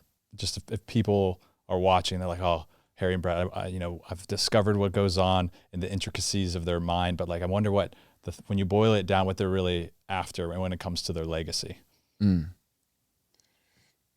Yeah, I think for me, it's just, I've had so many blessings on my own life, so many people just generously willing and able to help me. So I think for myself, it would just be being a generous person who's able to provide for other people. I think there's just so many lost opportunities where people, and generosity doesn't need to be like money. It's like encouraging people and trying to like push people towards their gifts. And I think that's something I've always resonated with, where it's like, these words of encouragement can go such a long way, but then, as we have more and more success, hopefully able to like really invest in people in a way where like I'm able to let other people's dreams come to fruition. I think it's like the most powerful thing you can do is just continue to plant seeds and inspire other people to like have a dream, have a vision, want to do something that's bigger than themselves. Like it feels like it's becoming less and less of a thing. And I just, I love seeing people go after big, heart-centered goals. So, and I think giving is at the center of that. Like people always need somebody who's going to like encourage them or give them that little extra nudge to do the thing. So, for me, I think that would be it. Like be the guy who believed in people when they didn't see it themselves. It seems like your greatest tool for championing people or kind of helping people find their superpower. And I think there's something about like leading with that instead of asking anything in return that's particularly powerful on the person who's bestowing that on the recipient. What about for you, Brett? I was actually thinking about this 2 days ago because we had on our buddy Adam von Raffelder, who's the CEO of Strong Coffee Company. And so I actually sent him a quote that I thought reminded me of him. And I actually just realized, like, I hope that this would apply to myself of how people remember me. And it's Proverbs 17:17, and it says, "A friend loves at all times, and a brother is born for a time of adversity." And I think that's just a really short, powerful thing. And I think if someone could view me as like the brother type person to them, that's someone that's there to help them pull them out through that adversity and just an all around amazing friend. Like, I don't think there's really anything more that I could ask for than that. Yeah. I love that. Super concise and very powerful. So I think that about does it. I hope that, I was thinking when you brought up Tucker Max and your other guests that you want to give value to them from being able to talk about themselves and think out loud and these kinds of things. So I hope today's been like that for you guys. I hope it's been insightful for the listeners. I know I learned a ton, even though I've spent one-on-one time with each of you outside of this. I learned so much. And I think it's really easy when you're providing something continuously for other people that sometimes we forget to stop and take a really endearing look at who we are and how far we've come in our past. So I'm glad that you guys have done that today and that everybody else that's huge fans has got to be a fly on the wall for that conversation. So thanks. Dude, we appreciate you doing this. Yeah. How is this for you? I'm curious. Oh, you mean the process of all this? Yeah. I mean, I don't have nearly the reps talking about repetitions like we were earlier as you guys do. So I'm a little nervous, but for real? Yeah, but I have really loved, like, you guys dropped so many nuggets for me and for everyone listening. I know this is going to be like, I mean, I'm taking notes mentally, and I'm sure everybody else will. But yeah, I am a little nervous for sure. It didn't come off literally at all. I appreciate that. I think, podcast. Yeah, I think the world is really going to be deprived if you don't start your own show in 2024. I can confidently say that after having this interview with you. And when we met, I think I told you this at KetoCon, I had seen you pop up on my feed a bunch when you worked at Heart and Soil, and I was like, there's something really just magnetic and likable about this guy's energy, and I really wanted to meet you for a long time, right? And we both had these separate experiences where Harry grabbed coffee with you at Proud Mary's, and I did too. And I was like, I just love people that get to like deeper, more meaningful questions really quickly. Like there wasn't really any small talk. You were you just did it like very naturally, but you're like, tell me about the things that you're like, what really excites you right now?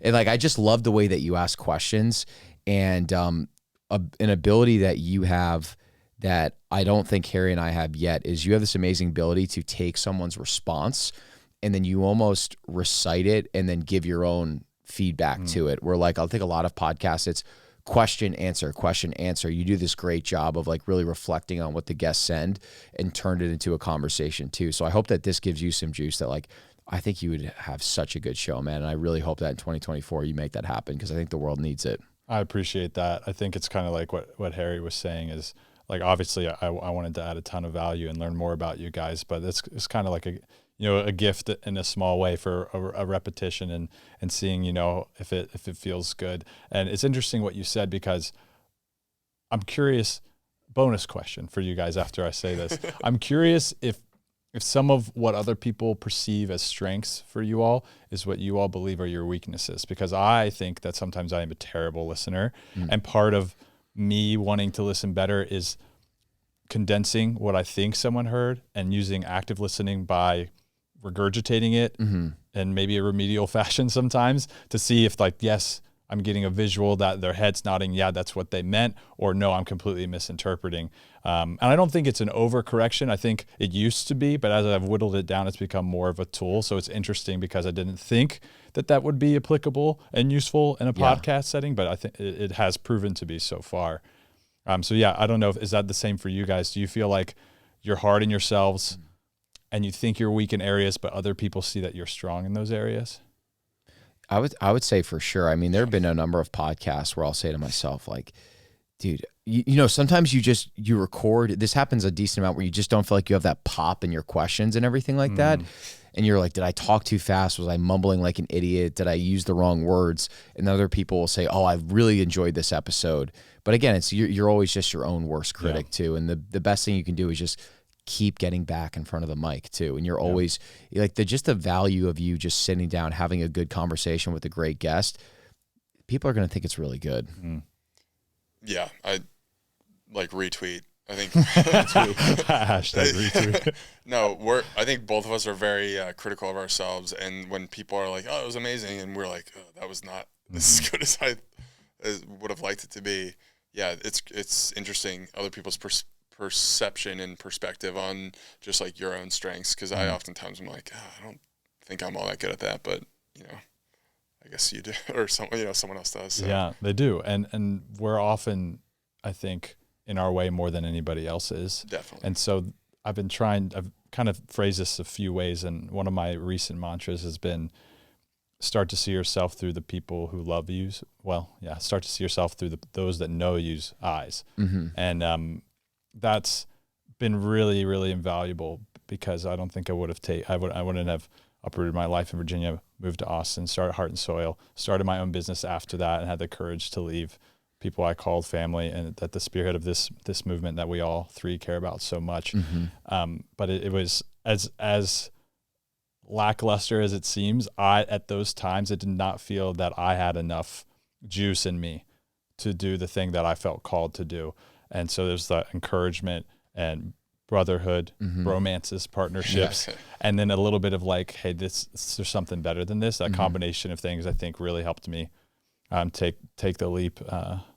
Taking the leap is interesting because it seems like such a cliche phrase, but it really is the beginning of most everything that matters, I think for people. So it's amazing how much resistance gets built up right around that one decision, but typically after that decision's made, it's just a constant uphill pursuit of just like bettering yourself and taking ownership. You take ownership of the decision you made for yourself, which oftentimes for a lot of people is like an encouraging feeling in itself. Like you've made a decision for yourself for good or worse.